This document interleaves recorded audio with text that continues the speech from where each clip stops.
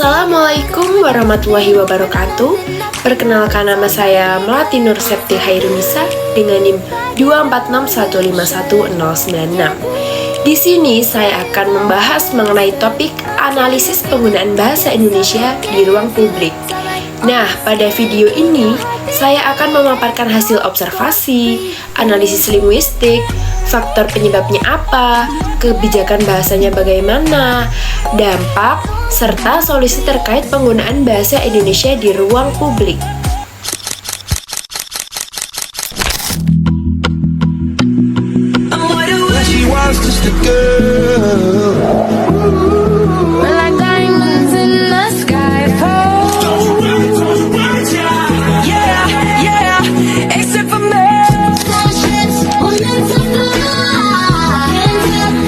Always a good time.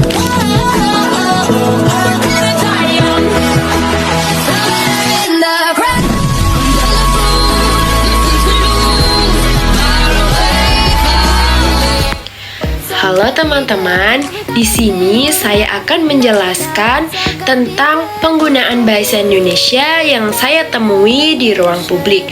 Nah, yang pertama itu ada gorden. Nah, biasanya orang-orang atau toko atau kios itu memakai huruf Y. Jadi bunyinya gorden.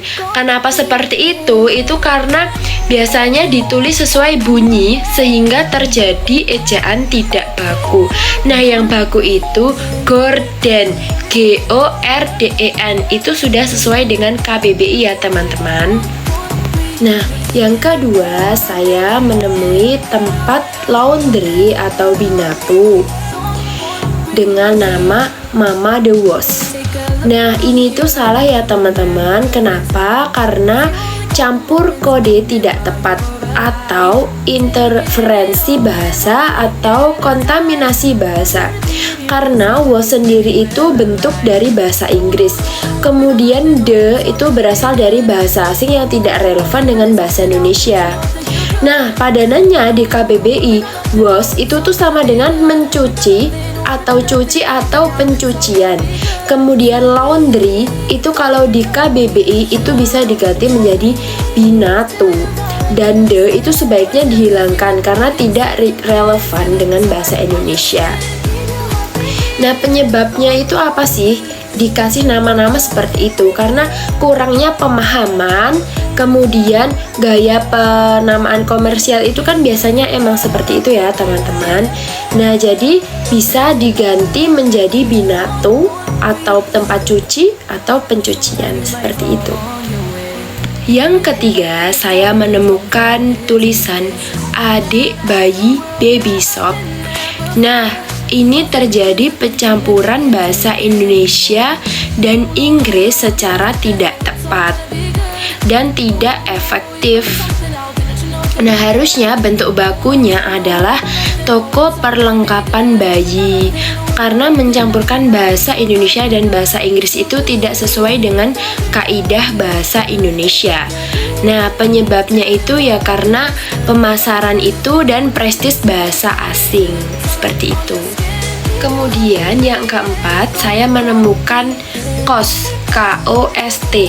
Nah, ini pasti teman-teman sering banget ya melihat papan-papan gitu di pinggir-pinggir jalan KOS memakai huruf T.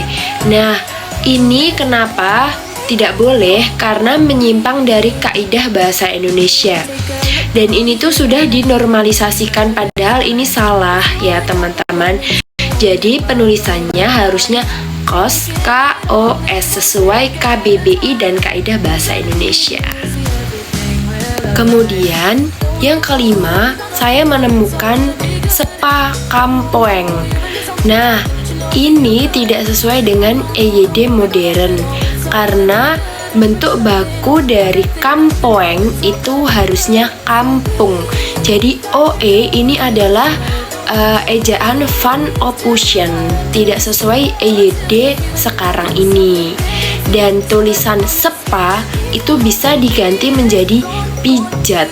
Seperti itu ya teman-teman. Nah, di sini saya akan menjelaskan analisis faktor penyebabnya. Nah, yang pertama itu ada faktor sosial dan budaya, itu karena pengaruh kebiasaan masyarakat menggunakan istilah campuran. Kemudian, prestis menggunakan bahasa asing dianggap lebih modern. Nah, yang kedua, pengaruh tren digital dan komersialisasi. Yang pertama itu branding usaha mengikuti gaya media sosial yang menggunakan bahasa gaul dan Inggris. Yang ketiga ada faktor psikologis. Nah, pemilik usaha ingin namanya terlihat unik, lucu, atau lebih menarik pelanggan. Yang terakhir, kebiasaan penggunaan bahasa tidak baku karena masyarakat terbiasa dengan ejaan salah seperti tadi kos memakai T, gorden memakai Y, dan kampung memakai OE. Selanjutnya ada analisis kebijakan bahasa. Yang pertama, Undang-Undang Nomor 24 Tahun 2009 tentang Bendera, Bahasa dan Lambang Negara. Pasal 36. Bahasa Indonesia wajib digunakan pada papan nama, jalan, fasilitas umum, bangunan, dan lembaga usaha. Yang kedua, Perpres Nomor 63 Tahun 2019 tentang penggunaan bahasa Indonesia, memperjelas kewajiban penggunaan bahasa Indonesia di ruang publik secara baik, benar, dan efektif. Yang ketiga, kebijakan instansi tertentu. Beberapa daerah mewajibkan papan nama berbahasa Indonesia pada izin usahanya. Namun kenyataannya banyak papan nama tidak sesuai kaidah karena minim pengawasan. Dampak penggunaan bahasa yang tidak tepat itu ada apa aja sih? Yang pertama, pemahaman masyarakat terganggu. Ejaan tidak baku menyebabkan salah tafsir. Yang kedua, layanan publik tidak efektif. Informasi bisa membingungkan. Yang ketiga, citra instansi menurun, terlihat kurang profesional. Yang keempat, pendidikan dan literasi bahasa akan melemah. Masyarakat itu terbiasa menggunakan bentuk bahasa yang salah. Yang kelima, identitas dan martabat bahasa Indonesia akan menurun. Bahasa asing akan mendominasi ruang publik Indonesia. Nah, solusinya seperti apa sih?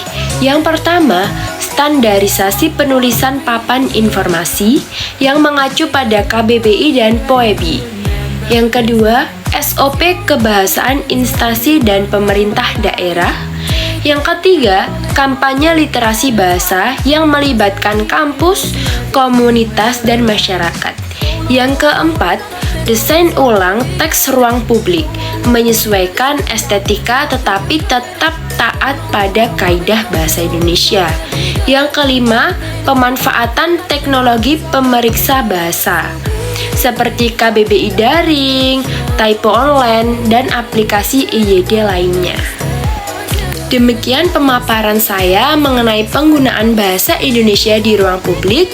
Dari hasil observasi, masih banyak ditemukan penggunaan bahasa yang tidak sesuai kaidah baik dari sisi ejaan, diksi, maupun campur kode.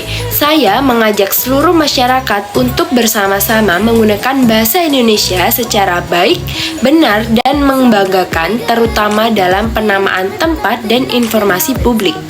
Semoga kedepannya pembinaan dan pengembangan bahasa semakin kuat sehingga bahasa Indonesia tetap menjadi jati diri bangsa kita. Terima kasih. Wassalamualaikum warahmatullahi wabarakatuh.